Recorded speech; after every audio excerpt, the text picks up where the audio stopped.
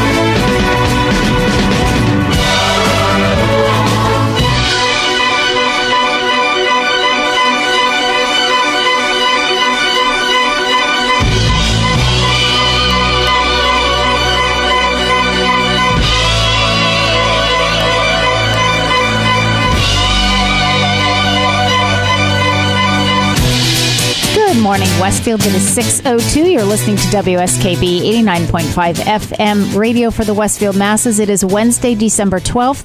My name is Tina Gorman. I'm your Wake Up Wednesday host. I'm in studio this morning with the chairman of the board, producer Pete Coles. Good morning, Pete. Good morning. With your deep voice. In a world. Yeah, Pete's got a little cold going on here, but sounding good.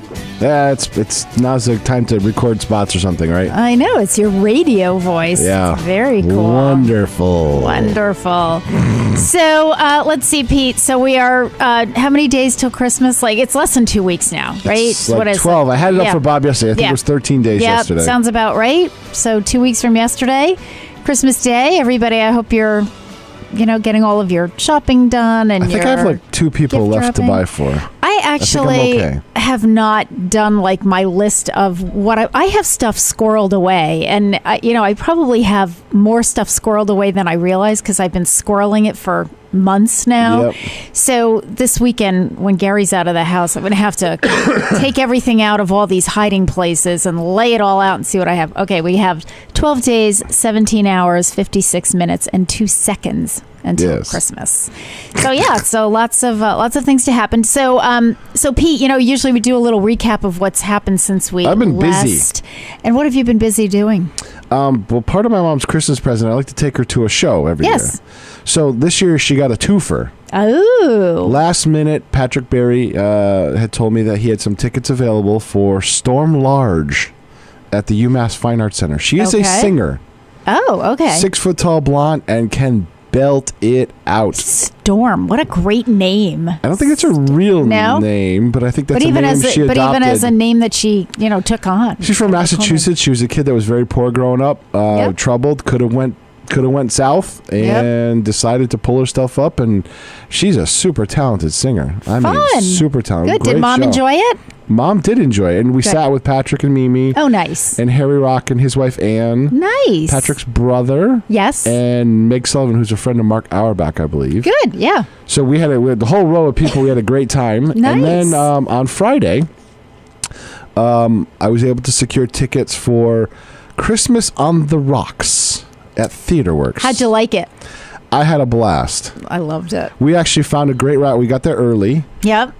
Parked in the area and found a great barbecue and blues joint around the corner. Yeah, Mark Auerbach was saying there are a lot of great restaurants There's in like 4 or 5 that I saw, but I was in the mood for barbecue, and I booked reservations for that, and it was really good. Black Eyed Sally's is what it's called. Good. And had that great time. Yeah. Fun weekend. Show. Yeah, it's a fun show. God, it was so was that on Saturday night that you saw Christmas Friday on the night. Friday night for Christmas on the Rocks, and then UMass the day before that? UMass was Wednesday. Wednesday, okay. But it was so packed. I think we might have got the last 2 tickets because we couldn't even sit together. Okay. That's how packed the place was full. On which one? Friday night. Yeah, okay, yeah. Oh, yeah. Oh, it was packed when we were there as well. Yeah. Great show. Yeah. Very funny. They did a great job. I mean, wonderful. We heard so much with the interviews on Tuesday and everything. Yeah. That it was like, I asked the marketing manager, I'm like, I need to buy 2 tickets for this. Yes. Yeah. What's the earliest you can get me in? Yeah. It's a great show. I hope that they keep bringing it back because I could see that becoming a family tradition, at least for Gary and me. And the fact that they can rotate characters in and out, it makes it even better. Yep, and they switch up the playlets as Mark Auerbach calls them. So great, fun show. So that's at Theater Works, and I believe that's through next week, right? I think it ends its run the 23rd. Yeah. So if people want to get tickets, it's I believe it's theaterworks.com, and it's down in Hartford, Connecticut. So just Google it. Yeah, Google Christmas on the Rocks. Yep. So since we last met, Pete, we had our holiday gala. Correct. Last Thursday. It's so funny because that seems like it was about a month ago now. You know what I mean? You're a busy person. Yeah, it's been super, super busy. But the holiday gala was wonderful. Huge shout out to a lot of people. First of all, Tacoa did a wonderful job. We had a few snafus the year before. So, as always happens, the next year, which was this year, they were going to make it perfect, which they did. The meal was pot roast, and it was absolutely delicious. One of my seniors said you could have it was like butter. You could just, cut it with a fork. And he said, I never even used my knife. It was just so good. Richie Mitnick and the Sounds of Music singers, Brad Shepard performed, Ethel Lee, Peter Annoni. You're a mean one. Yes, he did. Yes, he did. I can almost hit that note now. Yeah. Yes, that's right. With your cold, you can do that. Yeah. So it was just a great time. We had, thanks to all of our local businesses for donating the raffle prizes. We had wonderful, wonderful raffle prizes. That's awesome. Yeah, our diamond sponsors were Fortune Adams Funeral Services, and Jimmy Adams has always been so generous to us. And Whip City G&E, Whip City Fiber was our other diamond sponsor, and then Armbrook Village, our good friend Beth Cardillo and folks up there was our gold sponsor. So it was just a really, really nice affair. Yep. So this week we have coming up tomorrow our pool league, I can't remember the name of it. It's a long name, but anyway, the guys' pool league up at the senior center. They're going to have their pizza party. That's become their tradition. So they do a holiday pizza party upstairs. Nice. So we have that going on. And then downstairs at the same time, the Art Unlimited class has their holiday party. And then Saturday morning, I have the Do Re Mi singers have their... You're the party master, I know. tell you. I actually had to schedule the Do Re Mi singers for a weekend because there are so many of them. They do a breakfast. And of course, we have stuff going on in the great room. So we had, the last 2 years, we had let them use the Creativity Center, but they've outgrown it. There are just too many of them. So I said, okay. That's a good problem to have, right? It is. So I said, you know what? We're going to do this on a Saturday morning for you. And that way you can have the whole great room and, bring as many people as you want. You kind of take your time, that type of thing. Yeah, exactly. To get them out of for lunch or anything. Right. And you know me, I'm going to be there anyway. So might as well just, open it up and give the Do Re Mi's the room. So we have that coming up. And then we have our Jingle Bell Brunch a week from tomorrow, which tickets sold out in one day.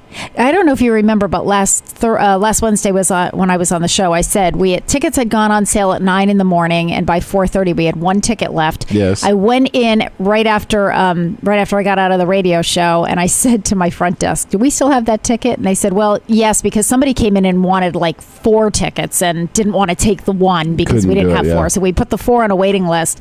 I said, "Patrick Berry, put him on there. He wants it for his mom." So there you go. Yeah. So Jane got the last of the tickets. So can I liberate you from the senior center on the 20th? I'm going to try to get for lunch. For lunch. Oh, yes. I can't. That's the Jingle Bell Brunch, and it's at lunchtime. It's a week from today is the 19th. I know, and the Jingle Bell. Wait, what day are you asking me for? The 20th. Yeah, the 20th is the Jingle Bell Brunch. It's Thursday. Oh, okay. Yeah. And it's I can't. I'm sorry. Is that Tiger's Pride? Yeah. It's I know. Buffet. I would have loved to gone. I'm going to try to scoot in because that's Patrick's Christmas show on the 20th. So again, big day on the 20th. But I told him I'll try and scoot in there for at least a little while before I go and set up. And we have Noah List playing at the Jingle Bell Brunch. So nice. Good stuff. Yeah. So and then we have a Christmas Eve open house. We'll talk about that more later. But let's do some. Yeah. What the heck? What the heck? We're going right up until Christmas Day. You're going hard there. We Mrs. are. Gorman. We are. Okay, so December 12th. Let's do some famous birthdays so that later on everybody knows why I chose the music that I chose. So I'm going to start with Dionne Warwick, who was born December 12th, 1940 in East Orange, New Jersey. And I know where East Orange, New Jersey is because I applied for a job there right out of college because I'm from northern New Jersey. So Dionne Warwick turns 78 today. She comes from a gospel musical background as the daughter of a record promoter and a gospel group manager and performer. After finishing high school in 1959, Warwick pursued her passion at the Hart College of Music in where else but Hartford, Connecticut. So I thought that was kind of cool. Yeah, I didn't know that. She met Burt Bacharach during a recording session with a family group that she was in, and Bacharach hired her to record demos featuring songs written by him and lyricist Hal David. Hit songs of Dionne Warwick include Walk On By, I Say a Little Prayer, Do You Know the Way to San Jose, Then Came You, I'll Never Love This Way Again, and That's What Friends Are For. And that is just a little tiny smattering. The list of, I was shocked. You don't really think about it for some of these artists about how many hits they actually had. So happy 78th birthday to Dionne Warwick. It is also the birthday of gymnast and actress Kathy Rigby. Kathy Rigby was born December 12, 1952 in California. She is 66 years old today. At the age of 15, Kathy Rigby was the first American woman to win a medal in the World Gymnastics competition, and she participated in the Summer Olympics in 1968 and 1972. Overall, Kathy Rigby won 12 international medals, of which 8 were gold. After retiring from the Olympics, she pursued acting and performed in theatrical and television shows. She earned on Broadway. Yes, she earned a Best Actress Tony nomination for Peter Pan in 1991. And it's so funny, Pete, you are so good at trivia because it wasn't until I read that and I went, oh yeah, she was Peter do Pan. Remember Kathy Rigby played Peter Pan. Yep. And then in more recent years, she's worked as a motivational speaker for both collegiate and corporate audiences. So happy 66th birthday to Kathy Rigby. It is also the birthday of Bob Barker, game show host. Yeah. And I thought for sure I was going to be talking about, the late Bob Barker, but no, he's still around. alive. He's 95 years old today. He appeared on Monday Night Raw like 3 years ago. Did he really? And hosted The Price is Wrong. Oh, my goodness. I was shocked. He's 95. He was born in Darrington, Washington. Bob Barker started out in entertainment in 1950 with his own radio show, The Bob Barker Show. You didn't know that. So, Pete, I've got the Wake Up Wednesday show, so maybe someday I'll be a game show host. There you go. Who knows? You should come on Making the List sometime. We'll make you the host There you go. In 1972, Bob Barker joined the popular television game show The Price is Right. By the time Bob Barker retired as the show's host in 2007, after nearly 35 years, The Price is Right had become both the first hour-long game show and the longest-running daytime game show in history. Yep. Do you know who the host has been since then? I have only seen it once since then, and I know him because I went, oh, I didn't know he was hosting it, and now I can't remember who. Drew Carey. Yes, there you go. He's been the host since Bob retired. Yes, there you go. That's right. And I'm trying to remember, I think I was at my mother-in-law's a couple years ago, and she had it on, and I went, oh, yeah, whoever took over. So, yeah. He's been since he had the Drew Carey show, then Whose Line Is It Anyway, and then he went right into that role when Bob Barker retired. How cool. All right. It is also we have a lot of famous birthdays today. It is also the birthday of someone else who was born in New Jersey, and that is Connie Francis, singer born in 1938 in Newark, New Jersey. Connie Francis is 80 years old today. Connie Francis won television's Startime Talent Scouts at the age of 12, and she signed with MGM Records. She performed Who's Sorry Now on American Bandstand, and it became an immediate hit. Other hits followed, including Lipstick on Your Collar, Everybody's Somebody's Fool, and Many Tears Ago. But this I did not know about Connie Francis. In 1974, Connie Francis was the victim of a brutal rape in her hotel room. Her lawsuit led to improved security measures throughout the hotel industry. For years after she was assaulted, Francis did not perform.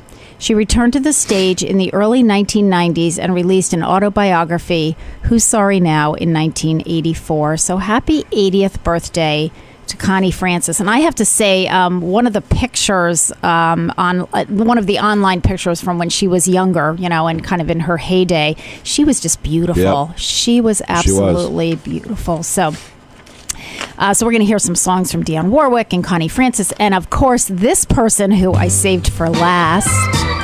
It is the birthday of the late Frank Sinatra, singer, film actor, born December 12th, 1915 in Hoboken, New Jersey. So all of these New Jersey people, we had Frank Sinatra, we had Dionne Warwick, Connie Francis. He died at the age of 82 in 1998. Frank Sinatra was the only child of Sicilian immigrants. A teenage Sinatra decided to become a singer after watching Bing Crosby perform in the mid-1930s. He'd already been a member of the Glee Club in his high school and began to sing at local nightclubs. Radio exposure brought him to the attention of bandleader Harry James, with whom Sinatra made his first recordings, including All or Nothing at All. In 1940, Tommy Dorsey invited Sinatra to join his band. After 2 years of chart-topping success with Dorsey, Sinatra decided to strike out on his own. In the 1940s and 50s, Frank Sinatra had a dazzling array of hit songs and albums and went on to appear in dozens of films, winning a supporting actor Oscar from Here to Eternity. He left behind a massive catalog of work that includes iconic tunes like Love and Marriage, Strangers in the Night, My Way, and New York, New York. In 1967, he recorded the duet Something Stupid with daughter Nancy, who'd previously made waves with the feminist anthem, These Boots Are Made for Walkin'. So happy birthday to the late Frank Sinatra.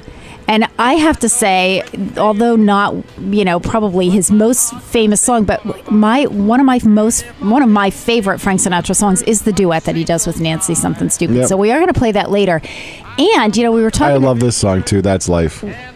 Yeah. Well, New York, New York. My Way is My Way is probably way up there on the list as well. But it was interesting. We were talking before about Brad Shepard, and he had performed with the Sounds of Music Singers last week at our holiday gala. Yep. I heard Brad Shepard perform 4 years ago. He did a duet with his daughter, whose name I cannot remember. I only met her once.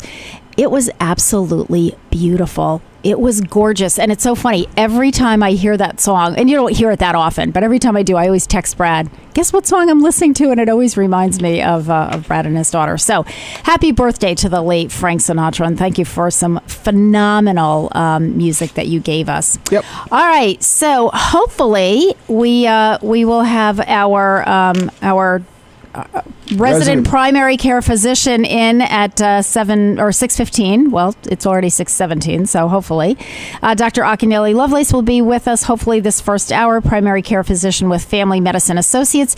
And second hour will be Joe Rouse, director of the Westfield Health Department, City of Westfield with the Public Health Department. Joe and I were at a meeting yesterday discussing what we were going to talk about today, and topics kept coming up at the meeting, and Joe and I kept looking at each other going, we're going to talk about that, and we're going to talk about that, and we're going to talk about that. So we'll have a lot to talk about with Joe this morning, as always. So what we usually do is we try to bring Dr. Akinyele Lovelace, send out those vibes by playing his personal theme on this song, which is The Doctor by the Doobie Brothers. So hopefully by the time the song is done, he'll be here.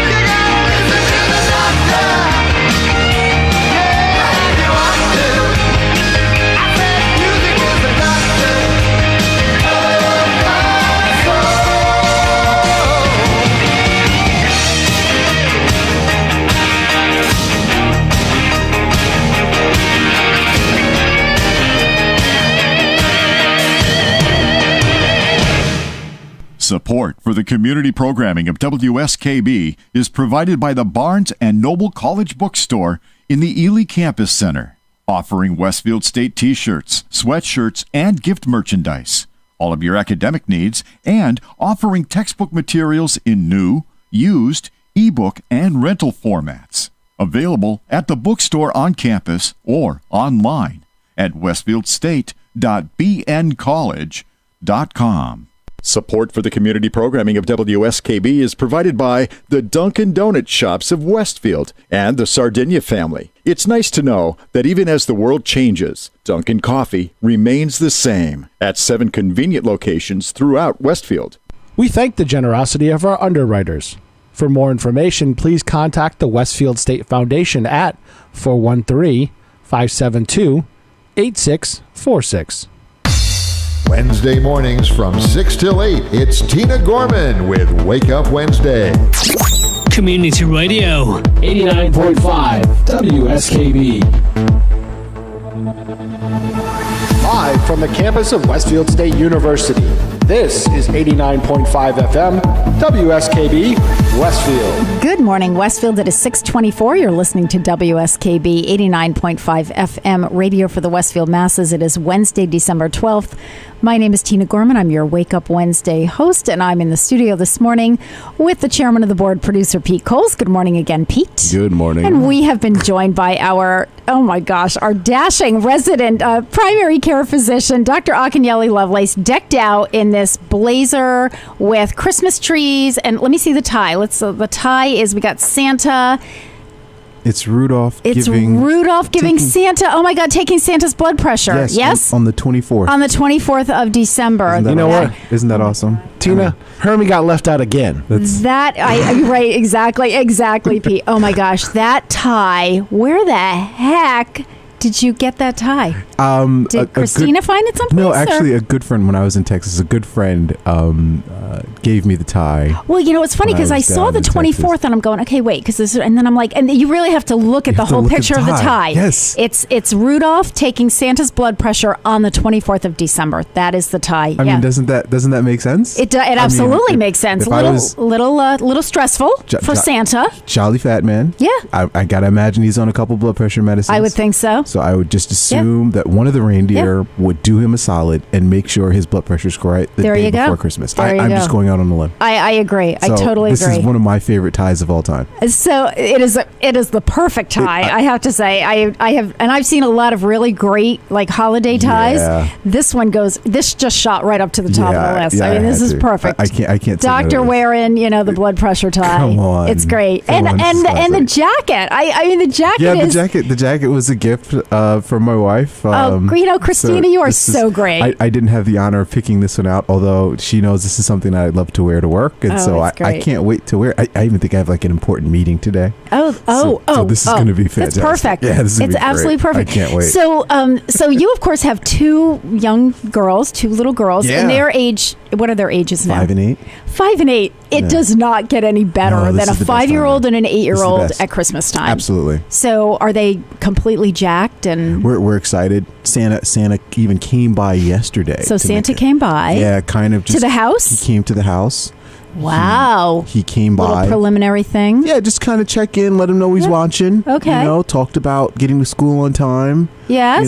Talked about classes, things like that. Just let him know he's still watching. And so even gave a little gift just to kind of let him know he's around. And so they were really excited about that. Yeah. So he actually, what's so interesting, because they haven't been waking up on time, Santa even brought them an alarm clock. Santa brought, what a perfect, perfect thing. It was fantastic. That's great. Santa got them an alarm clock, not great. A digital one with the actual hands. Yep. And so we can actually learn how to tell time. We can learn how to tell time. So I Santa, thank you so much. So I'm really excited about that. So hopefully they'll be able to get to school on time today. Okay. Or at least wake up on time. Okay. We're getting there. And we're getting there. So I'm really excited about that. Santa came by. by. So I can't wait to see what else Santa's going to bring us on the 25th. Now, have the girls kind of done their list? Have they given you a few hints, and have they told Santa? Did they tell Santa a few things? Told Santa. I mean, we don't have Santa's email address yet. Yeah, but I think we're just going to keep to the old-fashioned way. Absolutely. And mail the list to the North Pole. Yeah, we did that when Grace was little. She was there, that's making the list,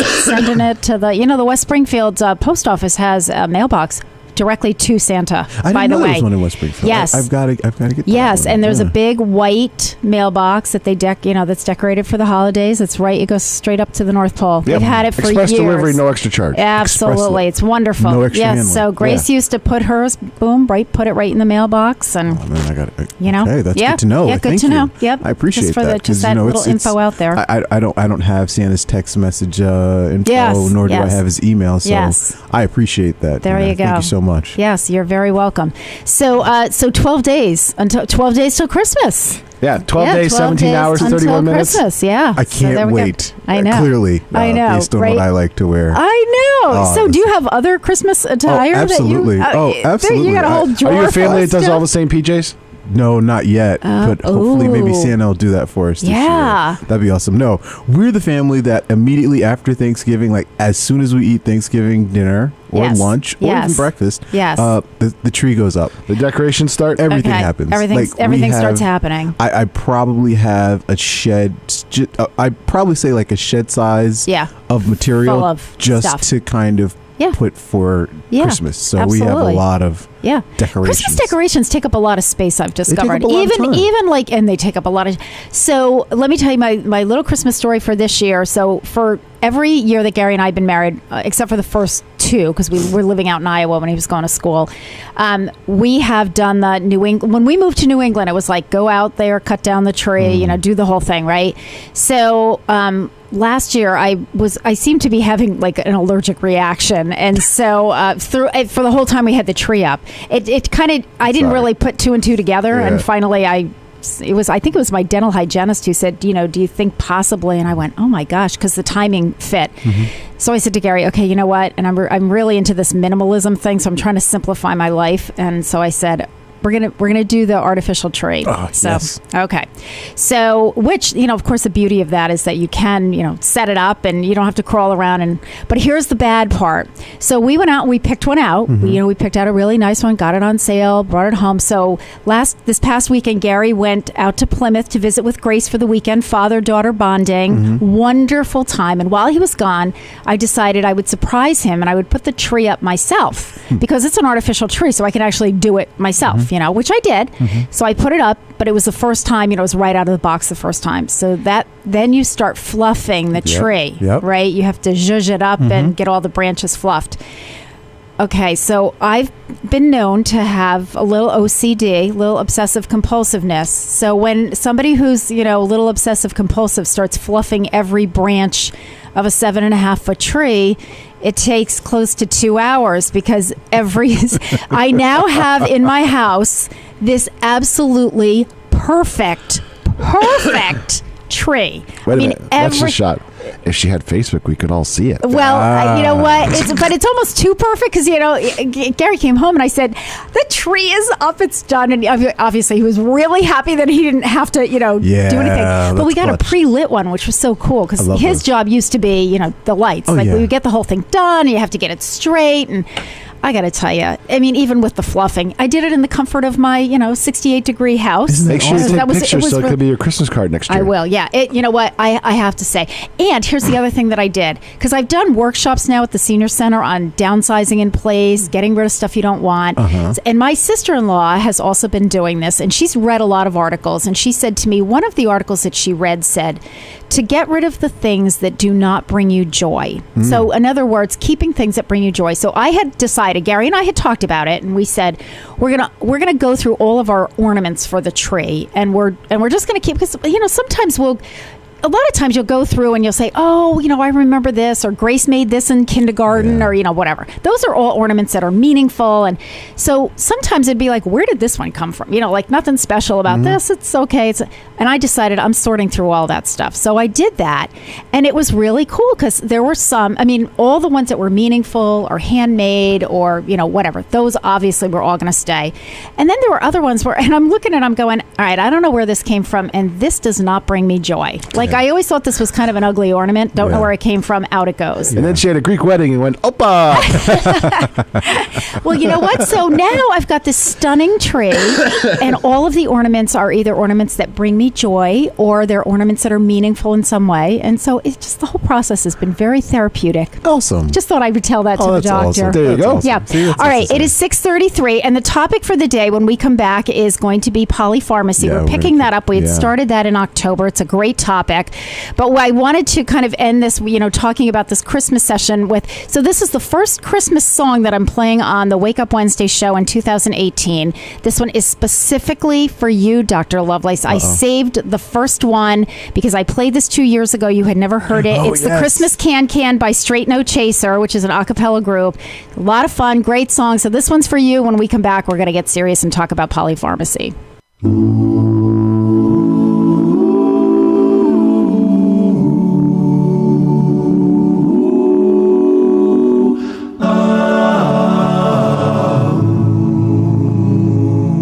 Christmas time is here, and Christmas songs you love to hear. Thoughts of joy and hope and cheer, but mostly shopping, shopping, shopping. Christmas time is here. The sleigh bells and the red-nosed deer. Songs and songs we love to hear, all played 1,000 times each year. Heard this same song 20 times, and it's only Halloween. It's not even cold outside.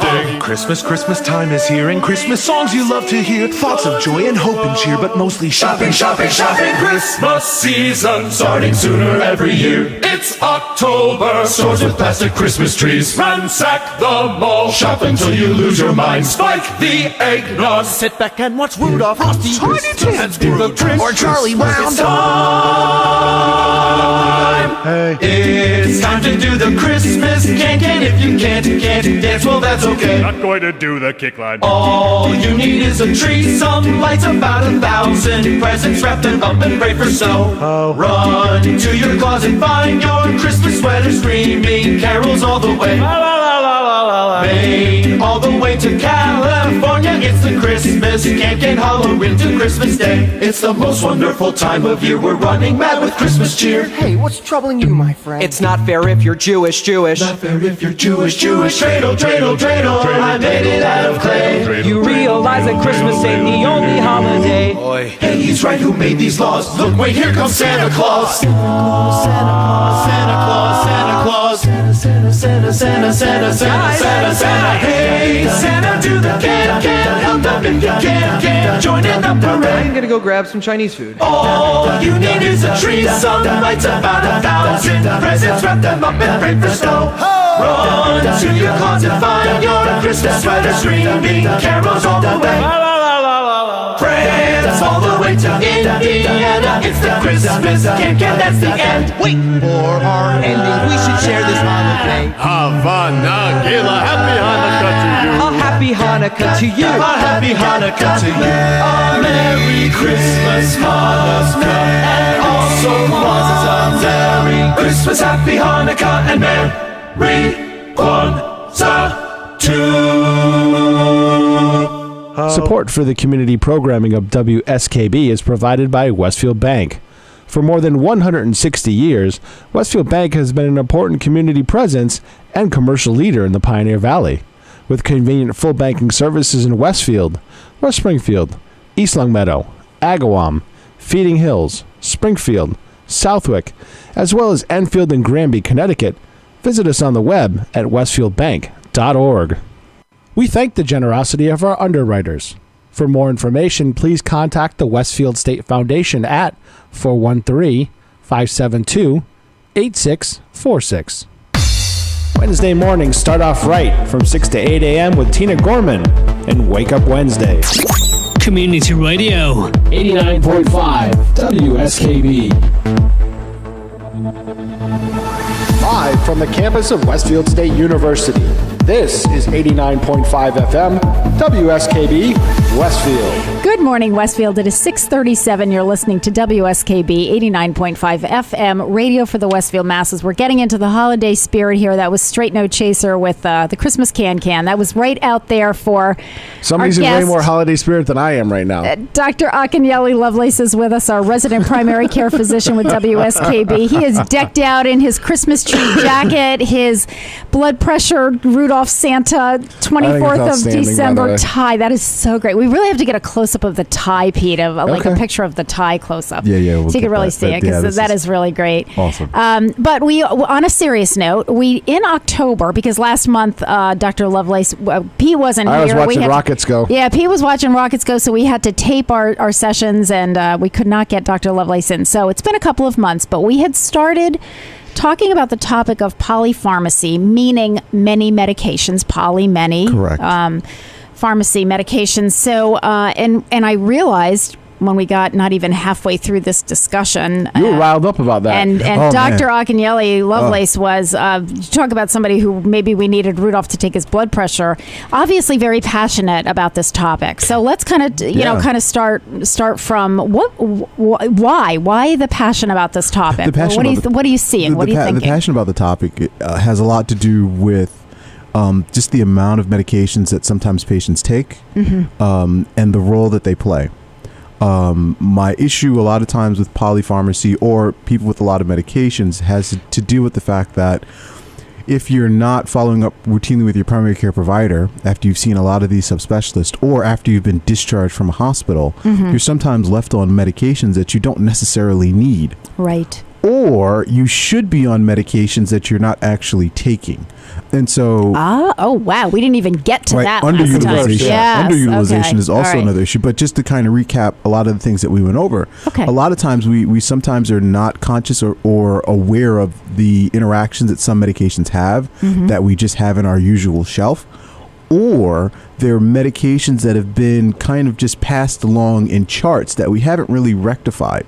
For example, when you are discharged from a hospital, and unfortunately some people get hospitalized, sure. And when they get discharged, there is a list of medicines that they know that you were taking or have record of that you might have been taking at the pharmacy. Right. And then usually the discharging doctor will kind of click through them if they think they're appropriate for you, if you've been taking them in the hospital.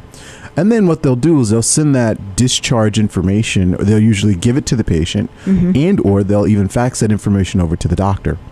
So it's really important, if you don't have that routine follow-up after you've been discharged from the hospital with your primary care provider, sometimes those medicines can get very confusing. Right. I've had patients who've been on the same type of blood pressure medication who didn't know it. I've had patients who've been on multiple types of what we would consider blood thinners and were not aware of it. Okay. So the same, like blood thinners of two different types? Correct. Wow. Okay, right. So the old that they've been taking for a couple of years, plus now I've got these new ones that they discharged me from the hospital with. Correct. Okay. Or you've been on an antidepressant of some sort, and now that's been changed, right? Yeah. So there are just a variety of different things that can occur, which can be frustrating for someone who has to care for an older population when they're not either aware of the medicines they should be taking, or whether or not they have them or not. And so I've run into situations where patients are like, well, when the prescription ran out, I just stopped taking it just because I didn't have any more. And so you run into those issues. And so for me, it's extremely, extremely important to making sure that we, A, pay attention and make sure our medications are current, and then B, get rid of the ones that we don't absolutely need. And I'm going to throw one more thing in the mix. Talk to me. Only because I just had this happen to one of my seniors at the senior center a couple of weeks ago. He came in to see me. He had seen a specialist. Specialist had put him on a medication. He went to the pharmacy, and the medication was $300. Correct. And he said, I can't afford that. And I said to him, you need to go back to the doctor, who was in Westfield. So, I said, where's the doctor? Because I didn't want to be sending him to Worcester or someplace. And he goes, no, here in Westfield. I said, but you need to go back there and tell the doctor, tell the office that I can't afford this. Is there something else that you can put me on? Because otherwise, the docs are writing the scripts and they're thinking, okay, gave you the script. You went out, you purchased it, and you're taking it. I said, you can't purchase it because you can't afford it. And he was like, his thing was, well, I would have to wait until I get my Social Security check. But my thing was, well, that's not the answer either. Yeah, that's not the answer either, because you need that Social Security check for other things, to survive, like food. So the doctor needs to know so that they can either, change the script. Do they have samples? I mean, but you're not going to be. Well, that happened to me with right? omeprazole. Correct. The Express started charging me $100 for the 3-month supply. The doctor's like, just go buy it over the counter. Correct. And so that is what's also happening. So a lot of the routine over-the-counter medications are not getting covered anymore. And right. That's just from a cost issue that a lot of the insurance companies are doing. Yep. And that's important for people to know, right? Sure. You have to make that decision. Speaking of omeprazole specifically, that's the conversation that you always have to have with patients, because long-term use of it has its downsides, right? I've heard about that. Long-term use of omeprazole can cause your stomach to kind of not absorb food the right way. Okay. It can deplete you from certain vitamins and minerals, specifically magnesium. Mm-hmm. Prolonged use of it can also cause really bad diarrhea. So it's one of those things that you want to kind of talk to your patients about, or people need to be aware of in relationship to taking a medicine that you think you can buy over the counter now and won't have any side effects. Well, no, it does. Yeah. It's also one of those medicines, by the way, that you should have to wean off of if you've been taking it for more than 6 months. So it's one of those things where it's important, even if you're taking over-the-counter medicines, you need to kind of review these with your doctor just to kind of making sure that either A, is it okay to take it? Mm-hmm. Specifically, we had talked about before, let's just say that you had a heart issue and you saw the cardiologist, and the cardiologist recommended a new medication for you, or maybe you even had a procedure done and you're still taking omeprazole. Oh, by the way, that omeprazole can interact with some of those medicines that cardiologist has given you. So it's really important to have that conversation with your primary care doctor. To your point about expensive medicines that are given to you by subspecialists or the doctors that do really, really advanced things for all intents and purposes, they are usually giving you or prescribing the medicines because this is the best studied one in their eyes, usually. Sure. Or this is the one that shows the best benefit for what they do. Yep. For example, if someone has had a heart procedure and they've had maybe even a stent placed or just something put in an artery in their body, there are medicines that cardiologist knows is effective for making sure that your treatment goes all the way through beyond just having that procedure done. The issue is they're not conscious of the cost, because they're conscious of their particular body part, right? And so my job as a primary care doctor is, yes, I appreciate the fact that you might have went to Mass General, you might have went to all these awesome places, but at the end of the day, the buck still stops with me. Because at the end of the day, we all have to reconcile what's going on and come up with a plan in which you can afford to take these things. Or some things you don't need to take anymore. And if you don't have someone that can kind of quarterback that situation, you're at a loss. And so, it is a very passionate thing for me, because at the end of the day, all of these subspecialists are going to say, go see your primary. Right, like you can call the subspecialist and say, "Hey, I can't afford it." And I would hope that subspecialist office would do their due diligence to say, "Yeah, we understand financially this is a good medicine, but maybe you should do A, B, C, or D." Right, like those options are out there. But a lot of times, and sometimes it does happen where they're just like, "Well, we can't help you anymore. Go talk to your primary." And so it's one of those scenarios where you should have that relationship with your primary, and you should also have a running list of the current medicines that you take. My biggest issue a lot of times with a lot of older adults in polypharmacy is that they don't take responsibility, or they're just not aware of all the medicines that are actually in their medicine cabinet, and they say, "Oh, it's in my chart."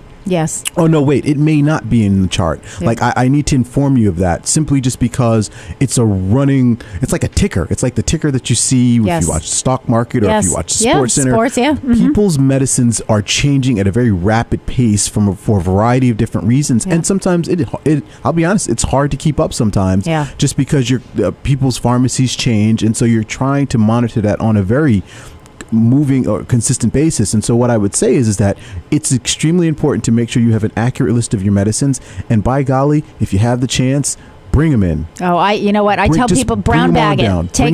Get a lunch bag to everything that you're taking. Your prescription drugs, your non-prescription, your over-the-counter, your vitamins, your supplements. When you go for your physical or you go to see your PCP, you want to just take them all in there and say, Doc, here they are. This is what I have. What I got. So, and if the doc doesn't feel like looking at them that day, fine, that's that doc's prerogative. However, it is extremely important that you do your due diligence to do that. At least have them write them down. Write them at the bare minimum. But I would hope that you, when you write them down though, because I've had some of those lists. Let's just make sure those lists have are your updated. Doctor write them down when you put them on the table. Oh yeah, take 5 minutes. And sometimes the nurse will do that, or the nurse practitioner. That's fine too. It's extremely important to reconcile your medications. I can't stress that enough, because we'll be able to find gaps. Yep. Right, we'll be able to find gaps in medicines that you aren't taking or that you should be taking. Yep. Right. Or getting rid of certain medicines that you probably shouldn't be taking, or the timing in which you take them. Yes. Right? We talked about this before. Yeah. There are certain medicines that you should probably just take by themselves, specifically if you're taking a thyroid medicine in particular, or if you're taking a medicine for seizures. You typically want to take that medicine by itself completely. So if you're constantly having to go to the doctor because they're trying to adjust the level on a medicine, you want to make sure that you're not taking that medicine with anything else that could be interacting with it, right? Sure. So talking about the timing of medicines are extremely important. And so, this definitely is an issue for me, and I'm very passionate about, because a lot of times unnecessary hospitalizations That's the bottom line. They come from these type of scenarios, and a lot of it just has to do with taking the time to paying attention to the small detail, and that's the medicines that you take. And I think sometimes, I know we have to take a break, but I know the other thing too to sort of think about is sometimes it's because of the interaction of medications that causes something that causes the hospitalization. For instance, a fall, a loss of balance, or lightheadedness. Well, that happens because you were taking these medications. You shouldn't have been taking them together. They caused this other problem, and that's what that's what resulted in the broken hip and the hospitalization. So correct. And just because you've been taking them since you were 50, your body's response to it 85 is a little bit different, and we can get to some of those medicines. Right, or your body's response to it is different because now there's some other thing that got thrown on there, some other medication that got added by a subspecialist or a hospitalization, as we've said, that created this where you didn't have the problem before, but now that I'm now taking this with that, creates another problem. Exactly. It is 6:49. You're listening to WSKB 89.5 FM radio for the Westfield masses. This one is Say a Little Prayer by Dionne Warwick. The moment I wake up,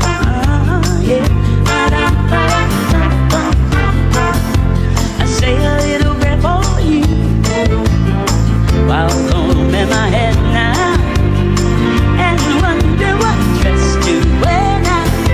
I say a little prayer for you.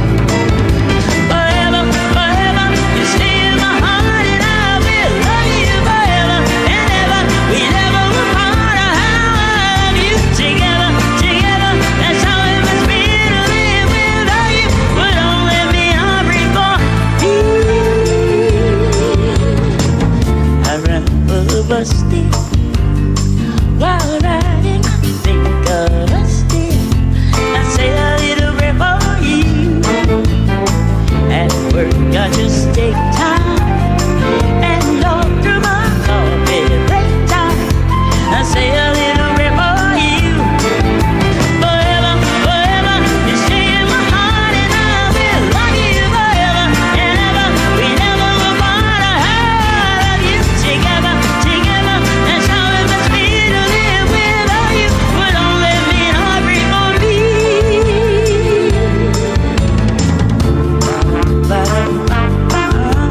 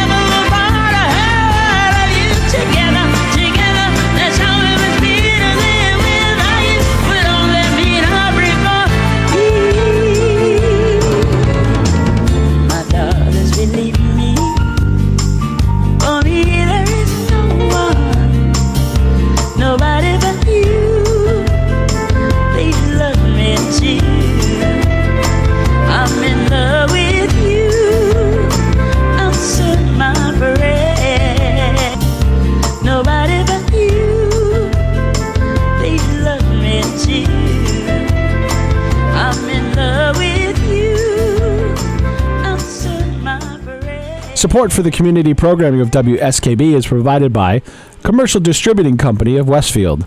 Now in its third generation of family ownership, Commercial is one of the premier beverage distributors of Western Massachusetts. The Plasek family and the staff of Commercial Distributing wishes you good times throughout the year and urges you to drink responsibly. Support for community radio on WSKB is provided by Betts Plumbing and Heating Supply Company, an independent, family-owned wholesaler serving Westfield for over 50 years, specializing in plumbing, heating, and industrial piping supplies. On the web at bettsplumbing.com or at 14 Coleman Avenue in Westfield. We thank the generosity of our underwriters. For more information, please contact the Westfield State Foundation at 413-572-8646. It's Tuesday morning from 6 till 8. Wow, it's Tuesday with Bob Plass. Community Radio. 89.5 WSKB. Live from the campus of Westfield State University, this is 89.5 FM, WSKB, Westfield. Good morning, Westfield. It is 6:53. You're listening to WSKB 89.5 FM radio for the Westfield masses. My name is Tina Gorman. I'm your Wake Up Wednesday host, and our guest this morning is our resident primary care physician, Dr. Akinyele Lovelace. The topic is polypharmacy, meaning many medications and all of the problems and the issues that can ensue from that. And we are talking about prescription medications, over-the-counter medications, prescription medications that are now over-the-counter medications, because, right, that's happened as well, Dr. Lovelace, right? That's happening right as we speak. Vitamin supplements. So where do we want to go from here? So my other issue a lot of times is we talked about falls, and I think that's an important thing to kind of discuss in relationship to our medicines. And so the other issues I run into are sleeping aids, right? Yes. So sleeping aids are a big risk, whether they're over-the-counter or whether they're prescribed. Your sleeping aids can increase your risk for falls, and so it's something that you always want to kind of review. Certain types of pain medicines, right? Certain pain medicines, even though you were taking them in your 40s, 50s, and 60s, as you get a little bit older, our body's ability to kind of break those down and metabolize them kind of changes, and so that also increases your risk for falls. And certain types of other sedatives that sometimes people take for, let's just say, anxiety, those medications all combined together can cause some problems, believe it or not, and they increase our risk for unwarranted side effects or unwarranted issues that could lead us going to the hospital. For example, let's just say that you hurt your knee, and then you have a sleep problem, and then maybe at night you can't get to bed just all right, and you decide to take your sleeping aid, your pain medicine, and maybe a little extra something for anxiety, and then you wake up at 2 a.m. to go use the bathroom, and then you slip and fall. Yeah. Right. You can see where the problem arises in these scenarios. And so that's why it's extremely important to continue to have that discussion as to whether or not you still need these medicines, right? I think, too, for like sleep medication, I find with a lot of the seniors that I work with, even if they didn't use one, when they're hospitalized, they're often put on a sleep medication in the hospital. Correct. And then that stays on their chart when they go home, so now they feel like, well, that's something that I'm supposed to be taking. The other thing is, I think sometimes I've got older adults who are taking medication and they don't know which medication is for what. Like, they know I take the white pill, the pink pill, and the yellow pill, not really sure which one is doing what. So, if you're taking the yellow pill and that happens to be the sleep aid pill, you may or may not realize that that's what it is. But I have a real problem with that. And I think, too, doesn't sleep medication have like a life where after a while it's really not effective for you? Or can you, if you're taking it for 3 years? Certain sleeping aids start to lose their effect. So it depends on the actual type. There are certain ones where they're really just for short-term use. Yeah, okay. There are some others that have been shown to have some benefit, even over a longer-term process. The problem, once again, is that if someone is taking an actual sleeping aid where it's kind of encouraging your sleep, like we have cycles of sleep, yes, right? And so if there is someone who's taking a medicine that encourages that sleep cycle to occur where it makes you drowsy and makes your mind kind of rest or your body kind of rest. And so the problem is if you're taking it consistently and you're taking other medications that can interact and thus stay in your system longer. And so all of a sudden you're still a little sleepy or a little bit off come 8 a.m. when you get up. And so those are the issues that I have. Some of the other ones that wear off, yeah, that does happen. And so you have to continue to talk to your doctor about, well, I don't know about the sleeping aid. This one hasn't really been effective. And then you have to have the discussion about, well, what it actually does. If it's just one of those medicines that just kind of like knock you out, then that will kind of just do that. And you can kind of get used to it. Other sleeping aids actually work with your sleep cycle and kind of encourage it to kind of reoccur. And so having that discussion about the dose and what's effective based on your age is also important. And I know people don't really want to talk about how their age plays a role, but there are some guidelines out there now with medicines based on age. And we're starting to get to the point where we're having to have those conversations and saying, listen, because you're over the age of 65, this dose is not recommended for you. And there's a lot of evidence that supports this. It's not because I'm trying to be mean or it's because of what's going on in other places with other people with their other problems. It has everything to do with you and where you're at in your development into becoming an older adult. Absolutely. And so having that conversation about what medicines and at what doses are appropriate for you, it's just the same as if you were to be giving a small child doses of Tylenol. Right. Like it clearly states it on the bottle. And so the same thing has to apply and is starting to apply to some of our older adults in relationship to a lot of these other medicines, whether they're over-the-counter medicines or whether or not they're prescribed medicines. And so those are the bigger issues that I have currently with polypharmacy. Right. So sometimes I think it's not necessarily the medication that you're on, but the dose of the medication that you're on. So sometimes that's what has to be adjusted. It makes a huge difference. Absolutely. Once again, our kidney function also, as we get older, our kidney function declines. And so having the conversation as to whether or not, hey, am I okay to take these medicines at this dose? And we're not just talking about the usual routine over-the-counter medicines, which are extremely important, by the way. Tylenol and ibuprofen specifically, Advil, Aleve, all of those make a huge difference and do impact our kidney function, also our blood pressure, by the way. So I'm going to stop you right there because twice now you've mentioned kidneys. Explain to our listeners why is that important? What do the kidneys do? So your kidneys are extremely important in helping us filter out all the byproducts in our body. Okay. So it's a filter system. So it's a filter system.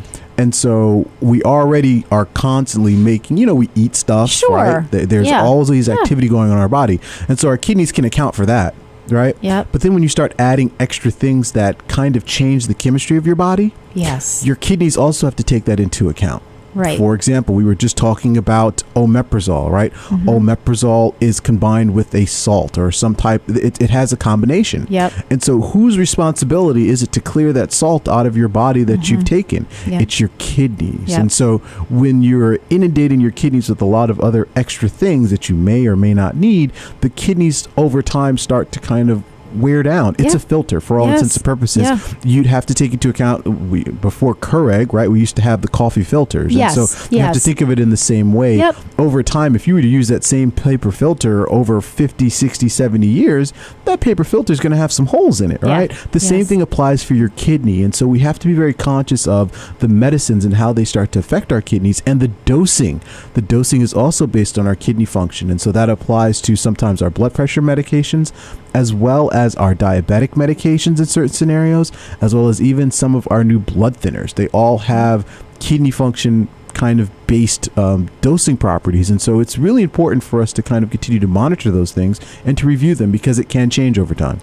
And now to loop back to what you said, so in an older adult, your kidney function, which is natural, it changes over time as you age. There's nothing, you can't exercise your kidney. I mean, there's nothing you can do. That's just part of the aging process. Correct. So they're kind of less efficient Is that maybe a good way to put it? Yes. So now that you're sort of overtaxing them and asking them to work overtime, it's even more of a strain on those kidneys, and so correct. And so just to kind of loop it all together. Correct. That's part of the aging process. Yep. That's part of how when we talk about metabolism, how we break things down. The key players in that system are your kidneys and then your liver. And so it's extremely important that we're just in tune to that.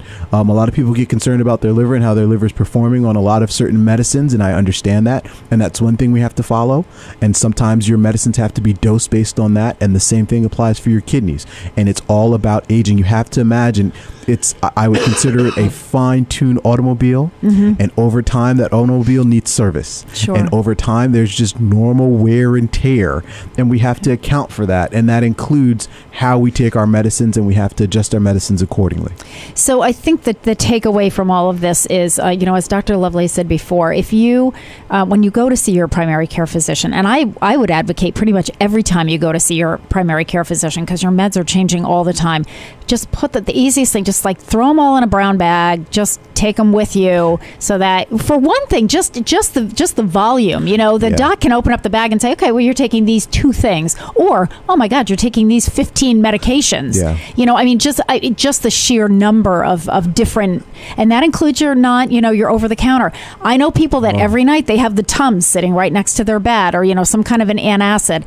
Well, that's important for the doctor to know, because that has an effect with all this as well. And I think some people feel like, well, if I can buy it over the counter in the drugstore, it doesn't really count. It's not, it's not going to really affect anything. It does. It does. And more over the counter medicines are medicines 5-10 years ago that were prescribed medicines, right? Yep. If we all can recall that. Oh, yeah. And so what I would want everyone to understand is that there is especially 2 main events. For a lot of patients who get called for what's called an annual wellness visit, that's a time where we reconcile all of your medicines, and it's just dedicated for doing that. There's a time just for that. Also, transitional care visits. So your visit immediately after you're discharged from the hospital. Yes. A lot of doctors and a lot of offices would like to see their patients, specifically if you've been discharged from the hospital within 30 days. That is the time where you bring, whether you were discharged from a nursing home, rehab facility, skilled nursing facility, or hospital, all of that information that they gave you. I know it might seem redundant. Yes, the doctor probably has it, but bring all of that list in that they give you. Yep. And if you have the medicines that they might have discharged you with, you bring those in, because there will be some discrepancies. I can guarantee it, because a lot of times the certain medicines that you might have been taking at the hospital, they may not even have those, and they might have substituted something else for that. And so you're kind of confused. Well, do I take this one now, or can I take the other one? And so it's extremely important to making sure that you bring those medicines in at that time specifically. Yeah, absolutely. And I will say, I think it's a complicated topic. And after, my husband Gary had his open heart surgery a couple of years ago, having been in the business for a long time, and he's a medical practitioner himself, I got to tell you, it was confusing for us. And, Correct. Trying to match the doses, and this, they're giving you pages of discharge plans, and we're looking through that, and, because prior to that, he wasn't on anything. So, but just trying to, as you said, just trying to reconcile all of it. So get, as Dr. Lovelace said, get to your primary care physician, even if it's, a week after the hospitalization. And you might think, like, why do I need to see a doctor? I just spent, a week in the hospital or 5 days in the hospital. That's the most important time. There were all kinds of doctors that were looking at me. That's the most important. It's when you get home. That's the most And you also important. have to be able to manage it. So your primary care physician is aware of, kind of what you're able to manage on your own at home versus, some nurse, somebody coming in and giving you your meds in the hospital. So thank you, Dr. Lovelace. We wish you and the girls a very Merry Christmas. I'm saying that on air. So Merry Christmas, everybody. So Pete, make sure you get that tie. We need to get a shot, an up close shot of the tie. All right.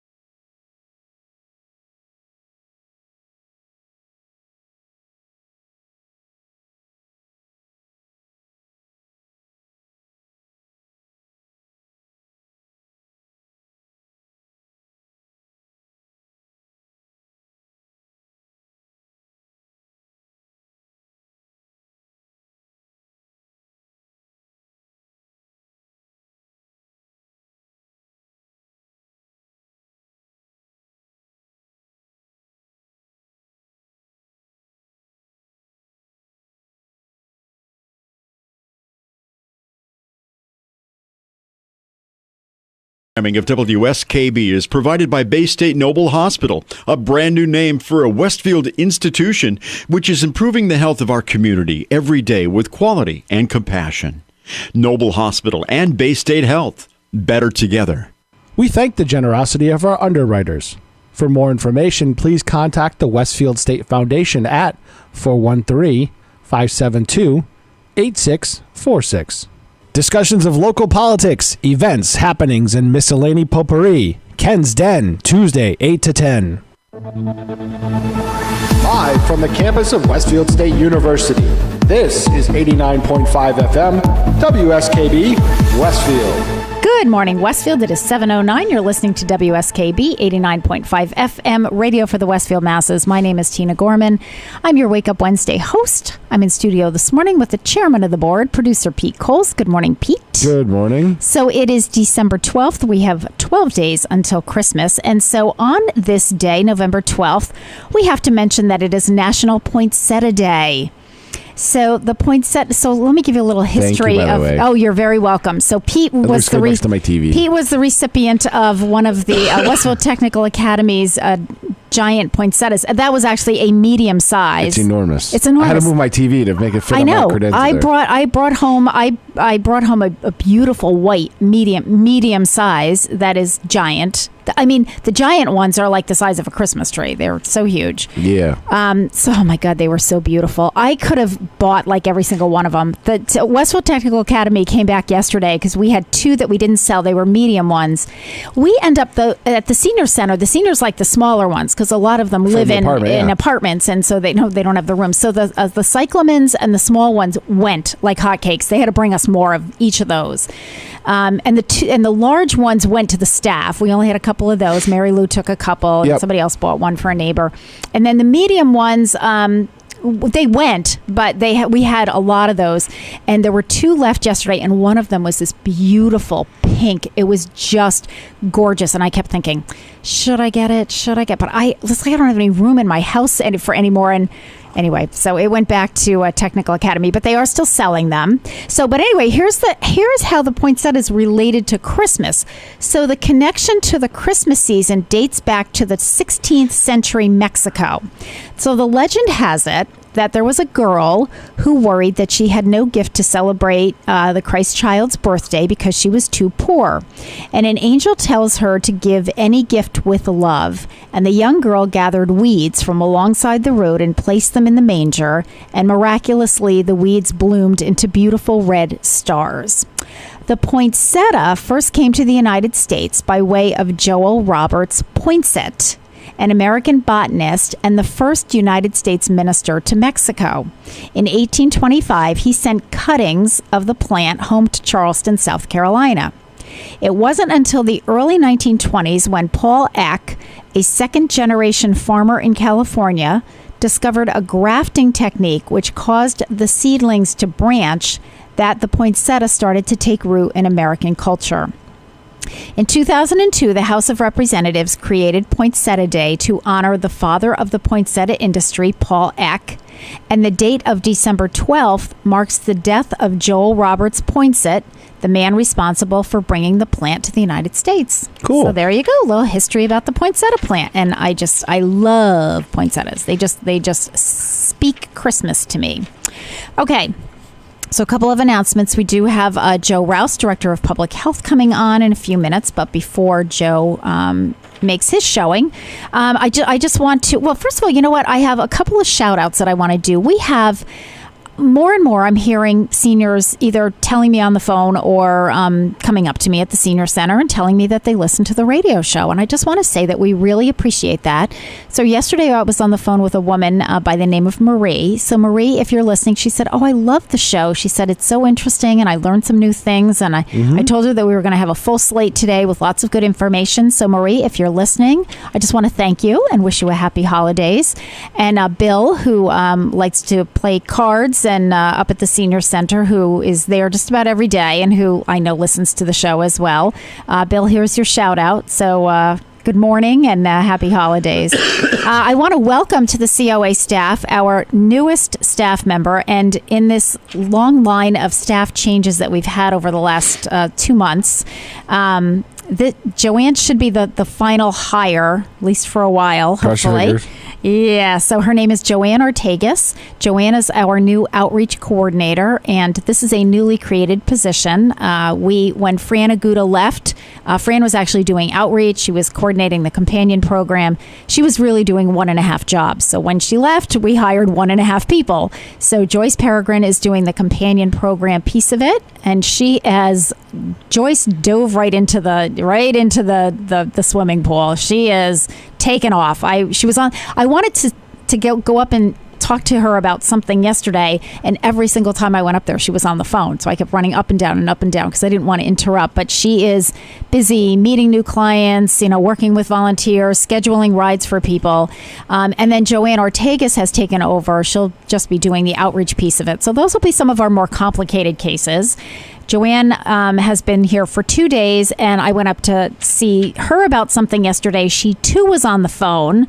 And I'm thinking, who in the world is she talking to? She's only been here for like a day and a half. Oh, she's already... You may need to get those buttons programmed on your phone, the little lights. We're working on that. We are working on that. Lenore promises me by the end of the week, we'll have all the lights on the phone and everybody's name on the phone the way it should read. Yeah. But it's hard. It was hard for tech because we did have a lot of changes.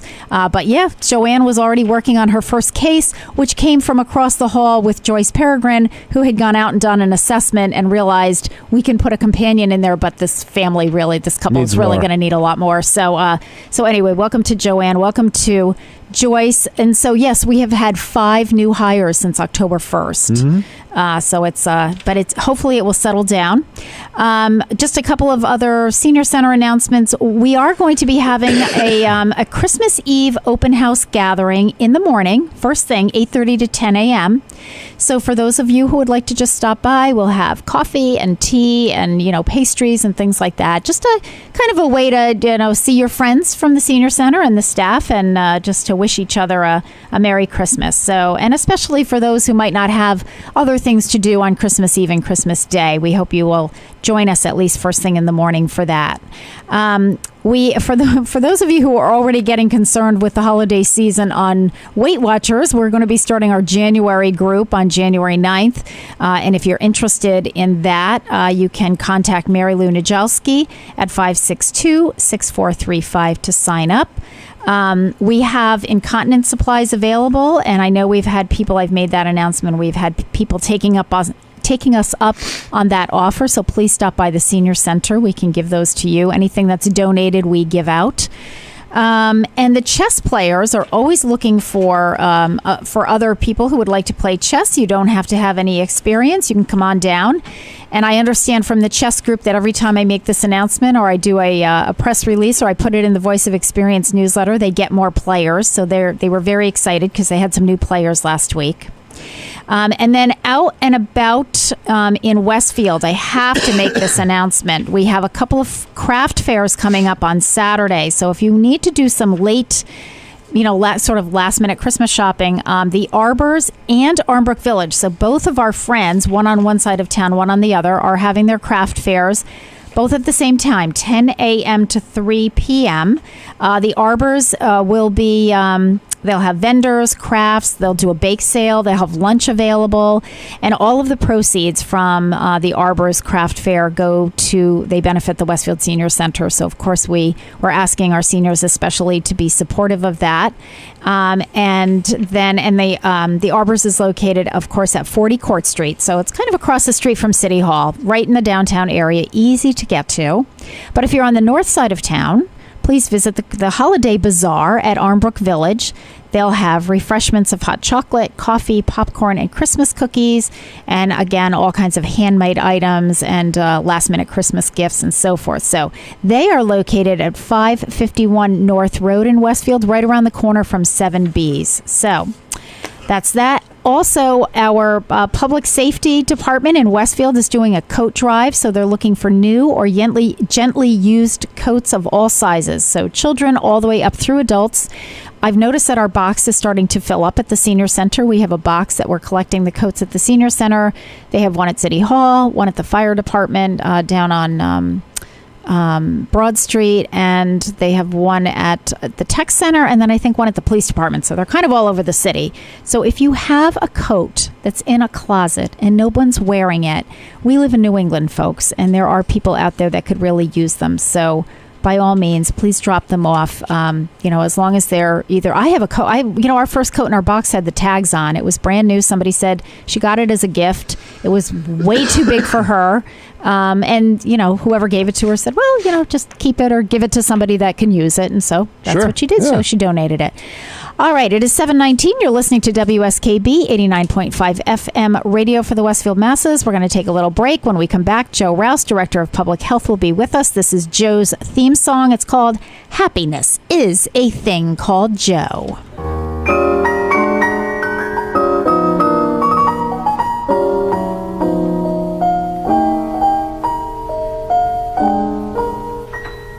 It seems like happiness is just a thing called Joe. He's got a smile that makes the lilacs wanna grow. He's got a way that makes the angels heave a sigh when they see little Joe passing by.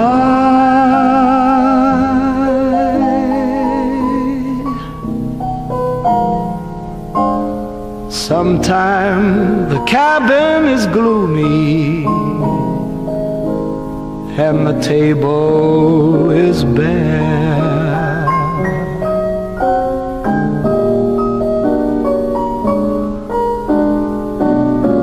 But when he kisses her, it's Christmas everywhere.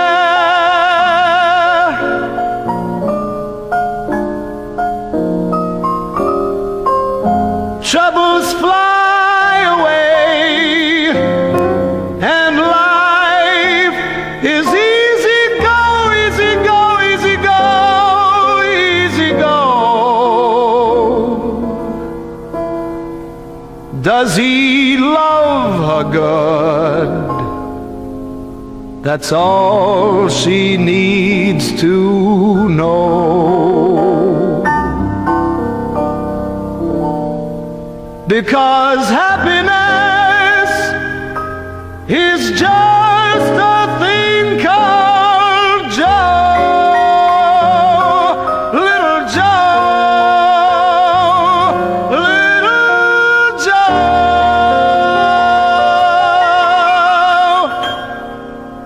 Support for the community programming of WSKB is provided by the Barnes & Noble College Bookstore in the Ely Campus Center, offering Westfield State t-shirts, sweatshirts, and gift merchandise, all of your academic needs, and offering textbook materials in new, used, ebook, and rental formats. Available at the bookstore on campus or online at westfieldstate.bncollege.com. Support for community radio on WSKB is provided by Betts Plumbing and Heating Supply Company, an independent, family-owned wholesaler serving Westfield for over 50 years, specializing in plumbing, heating, and industrial piping supplies. On the web at bettsplumbing.com or at 14 Coleman Avenue in Westfield. We thank the generosity of our underwriters. For more information, please contact the Westfield State Foundation at 413-572-8646. Discussions of local politics, events, happenings, and miscellany potpourri. That's what you'll find on Ken's Den, Tuesdays from 8 till 10. Live from the campus of Westfield State University, this is 89.5 FM, WSKB, Westfield. Good morning, Westfield. It is 7:23. You're listening to WSKB 89.5 FM radio for the Westfield masses. It is Wednesday, December 12th. We've got 12 days until Christmas, so we're getting ready for that here. My guest this second hour is Joe Rouse, Director of Public Health with the City of Westfield. Good morning, Joe. Good morning. How are you? Excellent, thank you. Yes, getting ready for the holidays? Yeah, getting ready. I haven't started shopping yet, but I know what it's like with everything online now, you can just go and I got a list going, so it'll be fine. Well, you know what? It's the list is the hardest part. It's not the actual buy. It's not the purchasing of the items. It's knowing what you want to purchase. So if you got the list, you're good to go. Hit Amazon later and absolutely. Be all done. Yep, absolutely. Remember the old days when it was really funny. I was up at the mall about a week and a half ago, probably like on a Monday or a Tuesday, and I had to go specific. I think I was at the Christmas tree shops or something, probably getting something for the senior center. And it was kind of empty. Yeah. I mean, I came home and I was telling Gary, I said, remember the old days where you literally, like, you'd go up to the Holyoke Mall, every parking space, and then all the like ancillary parking lots that they had to walk 3 miles. Yep. I mean, I literally have to drive around and follow somebody who was coming out and then take their spot. Yes. Well, That was the worst. So much stress. And of course, I'm typical, most guys that do their own thing, they wait until the last minute. Of course. And it was always, 2 days before Christmas at the mall. Yeah, with all the other guys. With all the other guys, right, exactly. Yeah, I have to say, the online thing, if you know what you want, can really work. So, Joe, what's new? We have a couple of new ordinances. We have all kinds of things to talk about. We do. So, where would you like to start? Well, yesterday at the mayor's meeting, I kind of updated everybody. We have a new ordinance for... It's called unattended drop boxes. So yes, let's talk about those. Yeah. And let's tell people what those are. Okay, so it's any of those bins that you see in the parking lots anywhere that, you can put used clothing or shoes or, usually it's mostly clothing. Usually it's clothing and then there's another one for books. There's one for books. Those are the two main ones that I see. Well, unfortunately, people started to put things outside of those bins that were, piles of trash and things that wouldn't even belong in the bin in the first place. It was just like, I don't know. Furniture. They figured that somebody was going to have to go down and empty the bin that had a truck anyway, so they'll just bring all their trash and junk down there. So it started to become a problem, and one of the city councilors said, we need to have some sort of regulation on this because... the health department was dealing with it anyway because we would get the call, and as we do whenever there's any illegal dumping going on. But this ordinance actually gives us the ability to license the companies that have those drop boxes, and we charge them. For $50, they can have up to 10 bins in the city from the same company. But it gives us the contact information, so that way when there is a problem, because that was one of our issues, is that you'd pull up on this thing and there'd be all kinds of trash and everything around, and you didn't know who to call. Right, because it isn't necessarily the charity that, it's like if the bin is collecting for, whatever XYZ charity, it might not be that charity that put the bin out. It might be some other parent company that is actually in charge of the bin. Yeah, so, a lot of them have local agents that they hire to put these things out. But and the other thing that was happening too is it was frustrating for some of the landowners because the bins would appear without anybody authorizing Well, that was my question. It's like if somebody where do you get permission, and are there certain places? I mean, you can't put one in somebody's backyard, can you? I mean, who decides that? The weirdest one was that at Stop and Shop, there was a bin that just appeared and then became a problem. Yeah. And with that being kind of a corporate structure, went in and asked the manager, like, who are the people that put this bin here? And she just said, I don't know. I thought that corporate authorized it, but so somebody literally just pulled up, put the bin there. This would be a good spot. Didn't get permission from anybody. Nope. So the new ordinance requires that the owners of the bins get permission in writing from the owner of the property, so we know they're supposed to be there. They have to tell us where all of them are. And really, we're only going to use that as a resource if there is an actual problem. Right. We're not going to be driving around patrolling clothing boxes. Right. But you got better things to do. A little bit, yeah.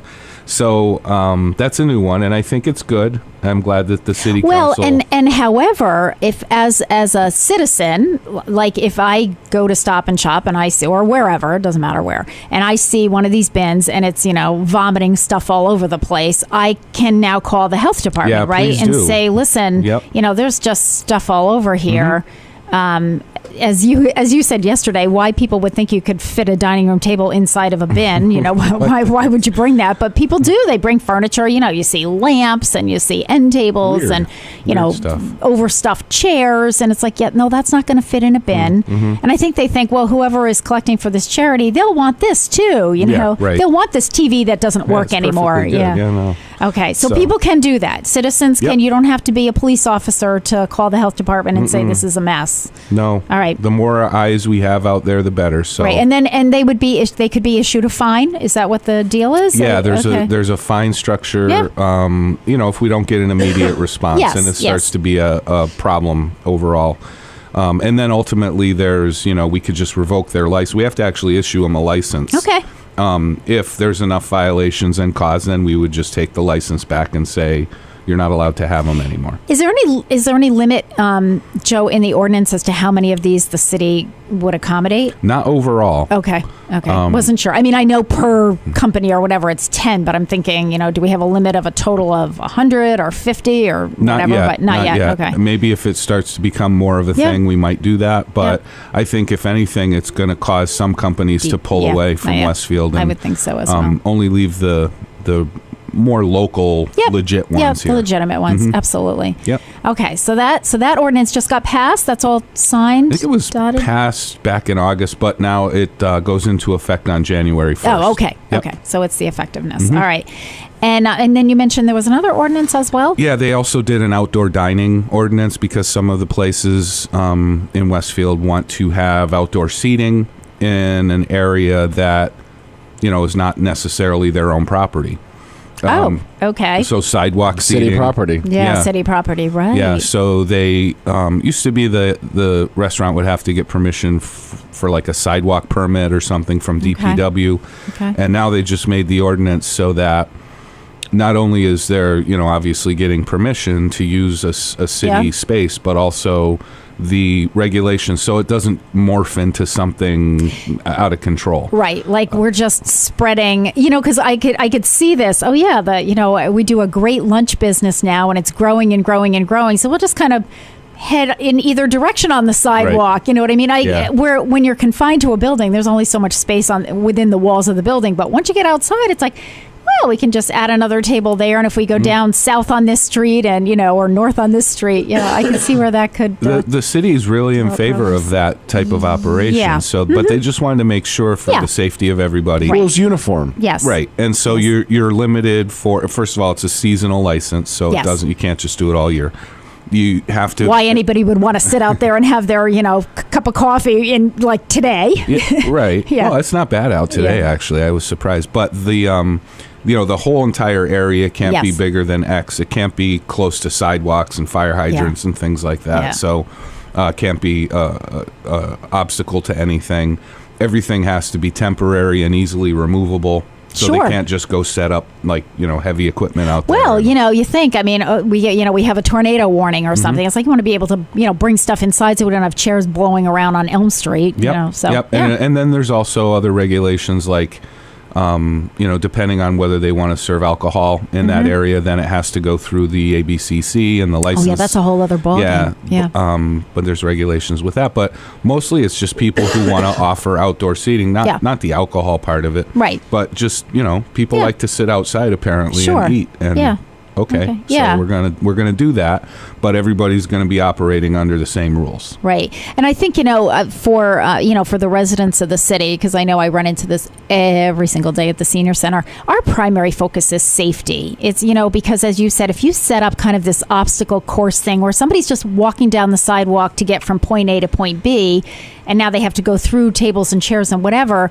You just want to make sure that it's safe for them. They have a big enough path. I mean, you have people who use wheelchairs. You have moms pushing strollers or dads pushing strollers. So, I think, and because people don't always think about that, they kind of think about, well, what's the big deal? It's not a big, well, it is a big deal when you've got to trip and fall, and now somebody's going to sue the city because, well, there's stuff all over the sidewalk and I can't get from here to here. Right. So, that's, just think safety, folks. That's what we're thinking about. That's where we're coming from.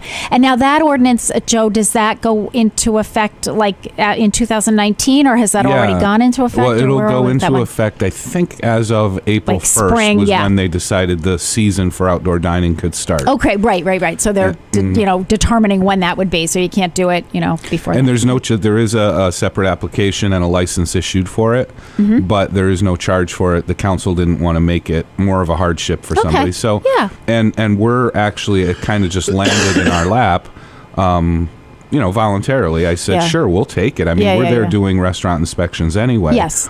So as part of our regular routine inspections, we'll also look at the outdoor dining to make sure they're in compliance. It follows the way the guidelines and the ordinance read. Yep. So I think that was, good. And I think, and I applaud the council for not putting a charge on this one because, again, most of these are local businesses. So we want to encourage that. We're always encouraging especially the downtown local businesses. So we want them to, to prosper and to do well. They were actually even going further than what they finally came out with the final ordinance, where they even entertained the idea of these little parklets, I guess that they were calling them, but to actually use some parking spaces to jut out even more.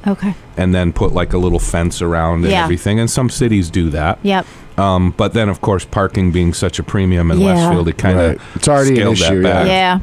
Yeah. But they were really, entertaining like the I know full thing. Eleanor spent a lot of time on that over the summer. Legislative and Ordinance Committee, for those who aren't familiar with the lingo. Yeah. Yeah. So, but they came out with a good one. I think it's not going to prohibit anybody from, even if it's all it is, they just can only have a couple tables, at least they'll be able to do something. Sure. Absolutely. All right. It is 7:35. You're listening to WSKB 89.5 FM radio for the Westfield masses. My guest is Joe Rouse, Director of Public Health with the City of Westfield. We're going to play a Connie Francis tune because it is the birthday of Connie Francis, and this one is this is probably my personal favorite. So I'm the host. I get to choose. This one is Many Tears Ago.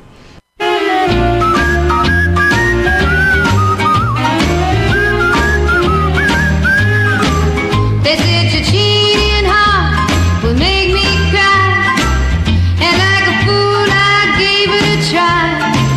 I should have listened when they told me so many, many years ago, but I could not believe the things they said because my heart overruled my head. I should have listened when they told me so many, many years ago.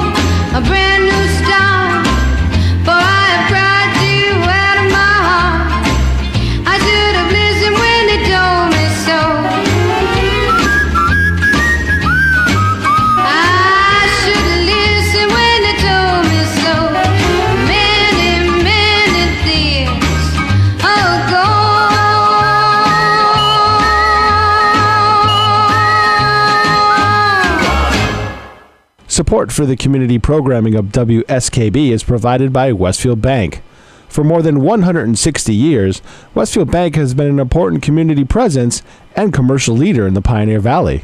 With convenient full banking services in Westfield, West Springfield, East Longmeadow, Agawam, Feeding Hills, Springfield, Southwick, as well as Enfield and Granby, Connecticut, visit us on the web at westfieldbank.org. We thank the generosity of our underwriters. For more information, please contact the Westfield State Foundation at 413-572-8646. Friday mornings is something different on 89.5 FM. It's JP's Talk About Town. Community Radio. 89.5 WSKB. Live from the campus of Westfield State University, this is 89.5 FM, WSKB, Westfield. Good morning, Westfield. It is 7:38. You're listening to WSKB 89.5 FM radio for the Westfield masses. It is Wednesday, December 12th. We haven't really talked about the weather today. It's chilly. It's going to be around freezing, right around low 30s. Yeah, the clouds are going to dissipate mid-30s to upper 30s today. It's sunny. It's kind of the days that we've had the last couple of days. Yeah. So we're going to see Carbon more of that copy today. until about Friday. Yeah, I was going to say today and tomorrow it's all going to be the same. So whatever we had yesterday, that's what you can expect today. Rain and warmer for the weekend. Okay, all right. I did hear some water coming in. Almost but up to 50 on Sunday. Oh, no kidding. Yeah. Well, that's good running weather, so I can go out and run. Yeah. I'm trying to get. I have to stay running because I'm going to do the New Year's Day road race. Okay. Because I'm doing the race circuit, the Westfield 350th circuit. So you have to run 5 races. So I want to start right out on New Year's Day. So that's my big thing. All right. So my guest this morning is Joe Rouse, Director of Public Health for the City of Westfield. Welcome again, Joe. Hi. Hi. So we've been talking about a couple of new ordinances, the drop box ordinance and the outdoor seating ordinance. What's going on? What other things are going on in the world of health? Well, I wanted to just piggyback when you were talking to the doctor earlier about medications. Yes, medications. So again, to let everybody know, we do have a kiosk at the police department in the lobby. Yes. 24/7 for your unused medications. Yes. It's very important that if you're not using them, get rid of them. Don't leave them sitting around. Don't put them in the trash. Don't flush them down the toilet. You can bring them over to the police department, no questions asked. You just help yourself to throw them in the bin. Yeah, I think that's. Thank you, Joe, for reminding. And I mentioned to you off air, usually about once or twice a year, I'll put it in the Voice of Experience newsletter because some people really don't know, and I'm sure you can remember, and I can remember when they used to do like a drug. They'd have a day where they would do like a drug collection for anybody. Open up your medicine cabinets, whatever you have hanging around that expired, 10 years ago, and it was but they used to do that, and I always said to them, well, why don't you do the collection at the senior center? Because obviously we have tons of seniors, but they had to be really careful when they did that about where they collected because they didn't want somebody coming in and saying, okay, you're at gunpoint, let me have all your medication, because now we have a huge bin of that. So typically it was done at the police station. Yeah, and I think the last one we had was maybe 2015.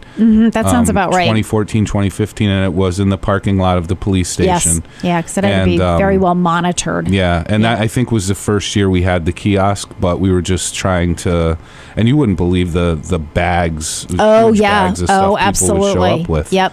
Well, in fact, the one year I did get permission, what they did was they used the senior center as like an adjunct, sort of an ancillary drop place, but it was only during a couple of hours because we had to have police presence there. Right. So they said, or whatever it was, from like 12 to 2, we'll do it at the senior center, but they had 2 police officers there collecting. So now, and I remember Chief Camerata was very excited when he told me that, we were going to have the kiosk at the police station. It's available, as you said, Joe, 24/7, because the police station is always open. Yep. You don't go back you just go into the front door. There's like a little foyer area. So you don't have to check in. You don't do anything. You just walk in, bring your meds. It's like one of those drop boxes, like a mailbox. You just pull the slot, throw your meds in. That's it. Yeah. And that's it. Walk away. Yep. And the only thing they won't take in there is you don't want to put anything that with needles. And no liquid, right? Yeah, no liquids. And I don't think they take like cream, like tubes of cream. Creams and ointments. Right. Not so really. It's pills. It's pretty much pills, and it can not only be just prescription, it can be over the counter anything. Yep. Supplements and vitamins, they will take that as well. It's always better because that stuff goes directly from that bin to an incinerator. Okay. So everything gets burned. Okay. I didn't really know exactly what happened. But as you mentioned before, Joe, and I think it's important, and this is something that Dr. Lovelace and I didn't get to in his conversation. When you're done taking the medication, you need to get rid of whatever's left. If it's expired, and here's the problem that I see: a lot of seniors will get put on a medication. They'll get a 30-day supply. They'll have side effects.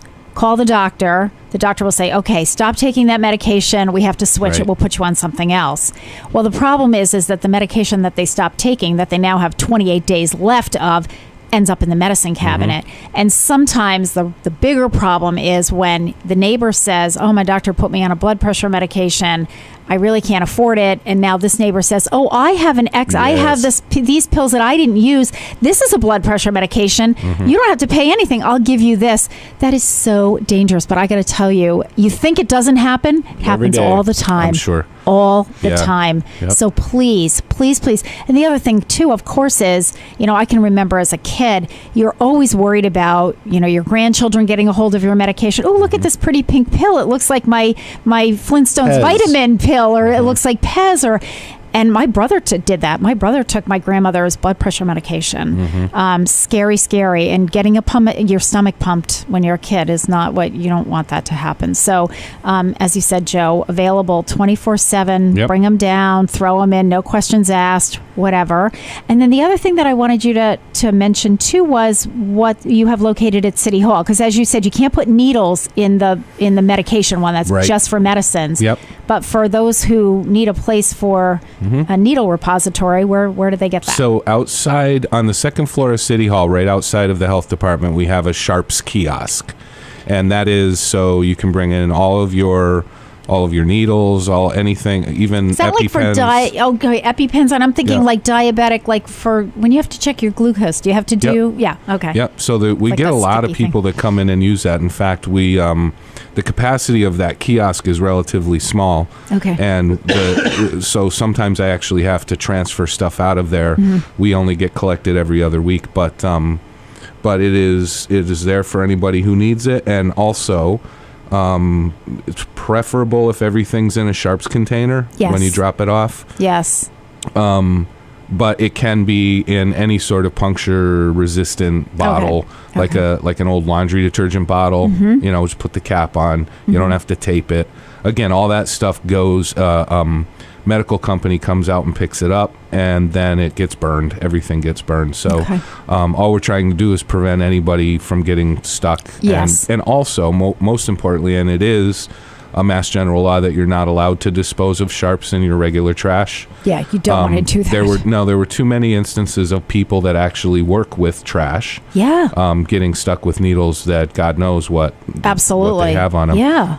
And also, when you drop off your Sharps at the City Hall, you can come into the health department and we will give you a free Sharps container so that you can continue. Oh, that's great, Joe. And I didn't know that. it's a pretty big one, too. It's not a cheapy little one. So. Yeah. But yeah, we just give those away just to encourage people to, do the right thing. Yep. Yeah. And I know the nurse at the senior center also has one. We've had one for years, like a pretty good size Sharps container that I don't know whether it came from the hospital or whatever. So so just to be, but I just, I think those are some of the things that I'm not sure people realize that we have those services available through the city. So both of those. So places to get your old medications and also your needles.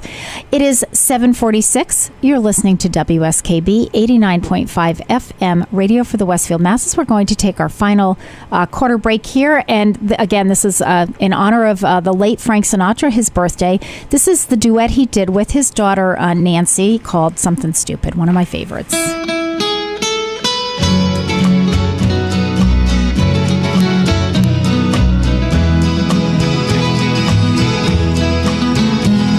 I know I stand in line until you think you have the time to spend an evening with me. And if we go someplace to dance, I know that there's a chance you won't be leaving with me. Then afterwards we drop into a quiet little place and have a drink or two.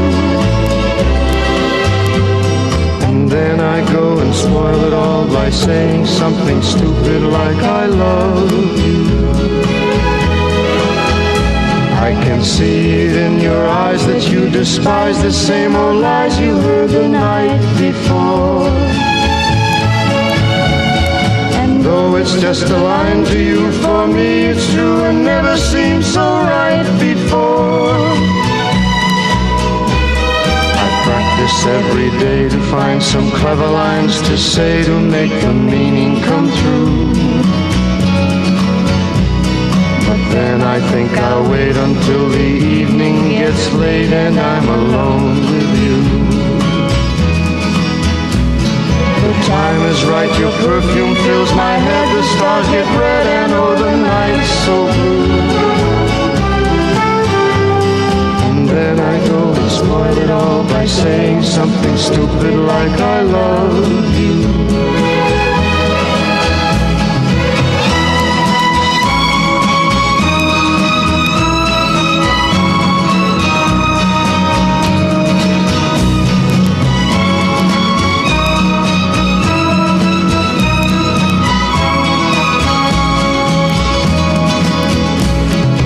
Time is right, your perfume fills my head. The stars get red and oh, the night's so blue.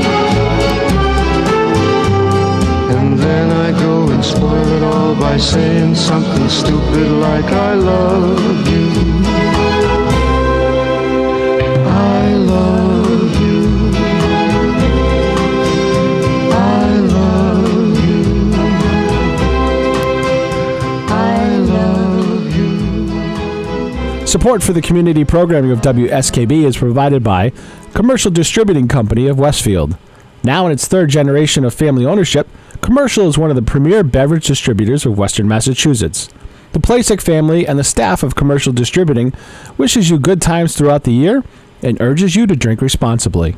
Support for the community programming of WSKB is provided by Comcast and Xfinity.com, offering Xfinity TV, Internet, home phone, and home security services. Information on all that Xfinity has to offer in the Westfield area is available online at Xfinity.com. We thank the generosity of our underwriters. For more information, please contact the Westfield State Foundation at 413-572-8646. Friday mornings is something different on 89.5 FM. It's JP's Talk About Town. Community Radio. 89.5 WSKB. Live from the campus of Westfield State University, this is 89.5 FM WSKB Westfield. Good morning, Westfield. It is 7:50. You're listening to WSKB 89.5 FM radio for the Westfield masses. It is Wednesday, December 12th. My name is Tina Gorman. I'm your Wake Up Wednesday host, and I'm in studio this morning with the chairman of the board, producer Pete Coles. Good morning again, Pete. Good morning. I know Pete has a little bit of a cold, so he's got that deep radio voice. Westfield Wolfman. Exactly, yes. Wolfman Coles. And that other guest, that other voice that you hear in the background is Joe Rouse, Director of Public Health for the City of Westfield. Good morning again, Joe. Good morning. So we've got all kinds of things going on in Health Department land. We've talked about a couple of new ordinances, and we've talked about where people can get rid of their old medications and their old needles and so forth. We haven't talked at all about flu, and I know you've done several flu clinics. Now, is that over? Is there any flu vaccine left? Where are we? We have a little bit of vaccine left, enough so that, if there's a dozen people out there that still need a shot. I actually just got a text from a city employee asking if we still had any. So it's not too late. Definitely, just if you need it. Give a call to the. What is the number for the health department, It's Joe? 572-6210. Okay, very good. And like I said, we can. I want to keep going until we run out. You never want to have to throw any of that away, and it's still good. Absolutely. And like I said, it's not too late to do it. So. We usually like to have that late season push. Yes. And I, in fact, haven't even gotten mine yet. Yeah. But only because I've had a cold for a couple weeks. And, right. And there are some. Yeah, there are some limitations on that. We have a question about recycling. That is a good thing because I was just going to talk about it. Go ahead, caller. What's your question? Good morning, everybody. Hi, Joe. Hello. My question is, I've seen recently where recycling and single streaming is changing. The product needs to be less contaminants now. The aftermarket for selling the recyclables and stuff is kind of waned because a lot of stuff I understand went to China, and now they're eliminating it. And the last thing was I heard that of the single stream, a lot of stuff. I heard up to 30% of the material that's in the recycle bins is non-recyclable products. If you could talk to that, thank you. Sure. Bye. Okay. Yeah. Great question. I wanted to bring this up anyway. Good. We kind of talked about it yesterday a little bit. At the mayor's meeting. Yep. Yep. So you're absolutely right. The market for the single stream is changing. We went to the single stream recycling a few years ago, and it really went well, and it was a home run for everybody. Easier for the residents. Everything in one container. No more hauling the bins out to the curb. However, now the facility and that we bring the material to, since single stream needs to be hand sorted, that's the first step in the whole process. So with that type of labor involved, and with the market changing and the demand for not all that goes in your recycling bin is a valuable commodity right now, whereas it used to be. We will start getting charged for our single stream recycling that goes to the recycling facility. We have met with the recycling facility and the state DEP, who's in charge of that facility, and we've asked for a little bit of mercy with the charge, because it was going to cost us upwards of about $1 million more or $500,000 more a year, because now we have to pay X amount per ton for the single stream recycling. So there's 3 options with this. It's either go back to dual recycling, which nobody wants to do, and it's impossible, you can't, or just pay the money, and that's what happens when the market changes, and you have the caller had mentioned this relationship with China, and they are really the biggest consumers of our recycled to make all the products they need to make. Right. Exactly. And with the things that are going on now with the federal government and the tariffs and all of the restrictions with China right now, it has trickled down, and it's a good example. I said this yesterday, to how a federal policy from the administration can trickle down to affect us at the local level. This is in a big way. Here it is, folks. This is in a big way. Now we're going to have to come up with money to pay to get rid of our recycling now. Whereas in the past, I think, Joe, you said we actually sometimes got money for that, right? Even single stream. Even with single stream. When it was split, we always got money, and we do also have a little bit of a dual stream system in Westfield, especially when people drop stuff off up at the transfer station. We separate. Now we have a compactor for cardboard. We get good money for that cardboard. That is still a valuable commodity, but and there was a time where we did get paid for the single stream as well, even when we first started. Then it kind of leveled out to zero. Now it's going up to the other way, $30, $40 a ton to get rid of our single stream. That will change. That will definitely change. But it's going to take time. The market's really bad right now. A lot of restrictions, a lot of, China basically saying we're not taking this kind of stuff anymore. And as far as the contamination in the recycle bins, that's another thing that we're going to start getting charged for at the recycling facility. If they note a certain, I think it's more than 10% contamination, that we're going to start getting charged for all those loads. Just take a minute and wash out your stuff. That's what I do. Cans, everything. It's more like the things the caller was talking about. Could be up to 30% of what's in your recycle bin that's not actually recyclable. Right, so, and I was actually thinking, Joe, that I think because we're getting to the close of the hour. I've noticed this myself, even at the senior center. I think all of us need a lesson in what is what's recyclable appropriate. What do we have to do, as Pete was mentioning, rinsing things out and so forth. I end up going around and I'm looking in our recycle bins going, that's not recyclable. That doesn't belong in there. That can't be recycled. That has to go into the trash. I mean, I applaud the fact that everybody's, wanting to do the recycle thing. But, for instance, like even at the senior center, we... people were putting their paper shredding, which of course paper is recyclable, in a plastic bag. Well, you can't put a plastic bag in the recycle bin. Correct. So what I did was I got the lawn and leaf bags, and I do this at home as well, which are, they're brown paper bags, but they're just really big because that, shredded paper, there's a lot of air in there even when you compress it. And then I write on the outside of the bag, shredded paper. So we have those at the senior center, but I had to train my staff in that. I said, you can't take a plastic bag full of shredded paper and throw it in the recycle bin because you can't put plastic bags because it mucks it all up and you get fined. That's right. That's the biggest problem. So the confusion is that there are things that are recyclable that people put in their recycle bins. They're just not recyclable with the system that we have. So yes, plastic bags are recyclable, but they're not recyclable for city collection. Right. And also styrofoam.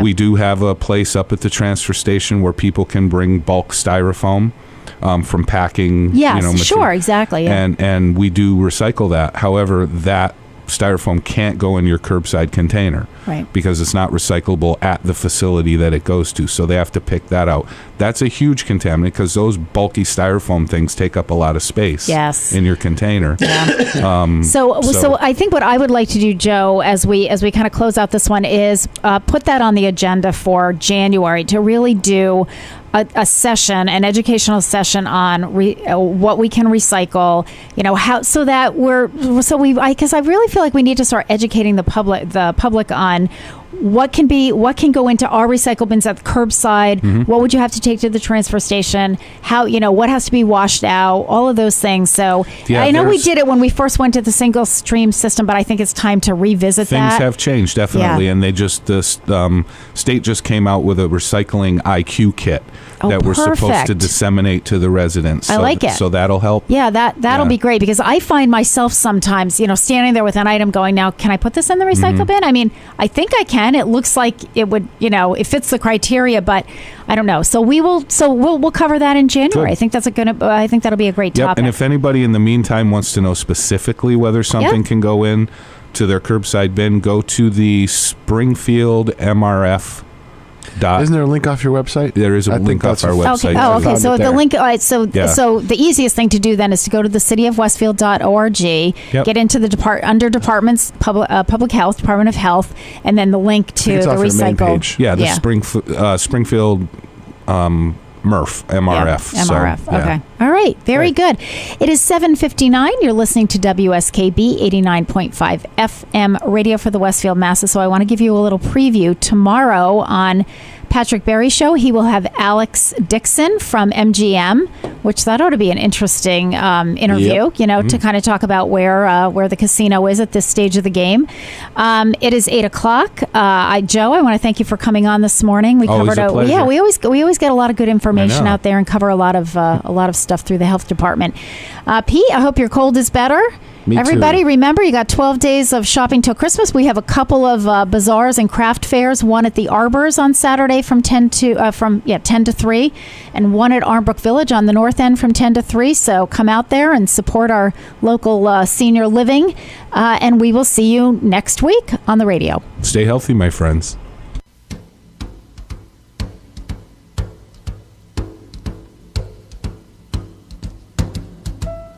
Fly me to the moon, let me play among the stars, and let me see what spring is like on Jupiter and Mars. In other words, hold my hand. In other words, baby, kiss me.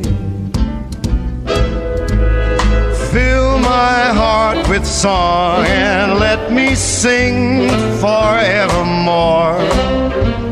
You are all I long for, all I worship and adore. In other words, please be true. In other words, I love you.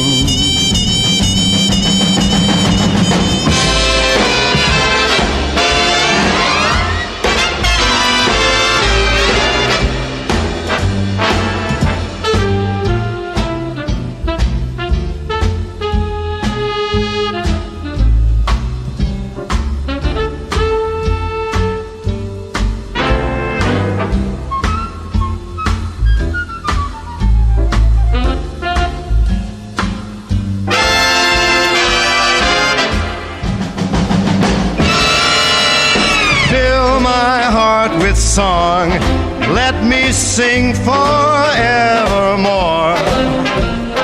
You are all I long for, all I worship and adore. In other words, please be true.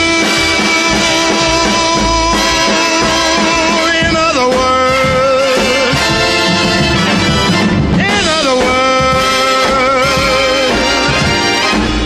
I